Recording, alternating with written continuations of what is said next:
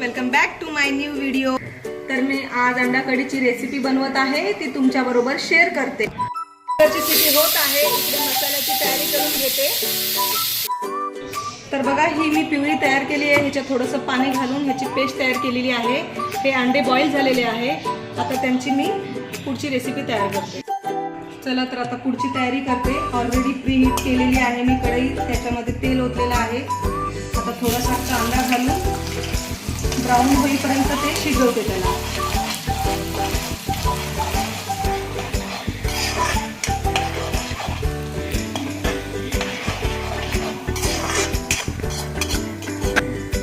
कांद्यामध्ये थोडंसं मीठ घातले की कांदा लवकर ब्राऊन होतो, मसाल्याला लवकर कलर येतो।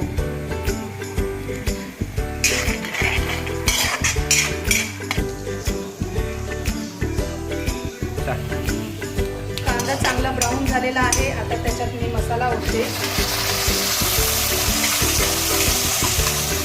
तोही चांगला फोडून घेते मसाला।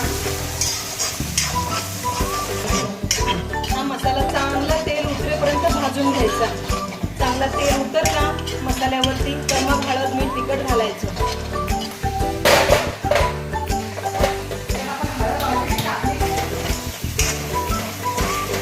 हे बघा, तर आता असा मसाला व्हायला पाहिजे, अजून ह्याच्यापेक्षा लाल मसाला व्हायला पाहिजे ब्राऊन कलरमध्ये।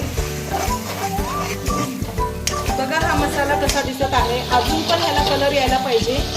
खूप छान ह्याला हलवून हलवून ह्याचं पूर्ण तेल वरती यायला पाहिजे, तेव्हा ती भाजी खूप छान लागते आपल्याला। तर आता मी ह्याच्यामध्ये 1 चमचा मी घरात तयार केलेला मसाला टाकलेला आहे।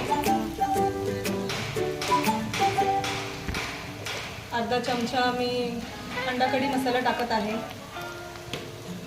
आता ह्याला हलवून ह्याच्यात थोडं गरम पाणी घालून मिक्स करून पूर्ण ह्याच्यात वरती तेल यायला पाहिजे। तर मी ह्याच्यात थोडासा गरम पाणी ओतत आहे। मिक्सरच्या भांड्यामध्ये थोडासा मसाला राहिलेला होता, ते मी ह्याच्यात ओतत आहे गरम पाणी। आता बघा तुम्ही ह्याची कलर किती छान येईल, तो अजून वरती तेल यायला पाहिजे, मग तो छान दिसणार आहे आणि चवीला पण चांगला लागतो। तर मी थोडं थोडं पाणी घालून या मसाल्याला हलवते। बघा तुम्ही किती छान कलर आलेला आहे, पूर्ण तेल उतरायला पाहिजे मसाल्याचा।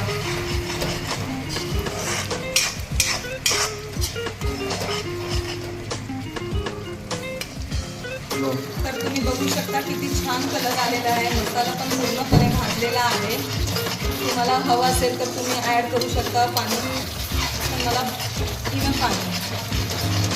आता मी ह्याच्यात अंडी सोडते आणि थोडासा दम देऊन बंद करून ठेवते।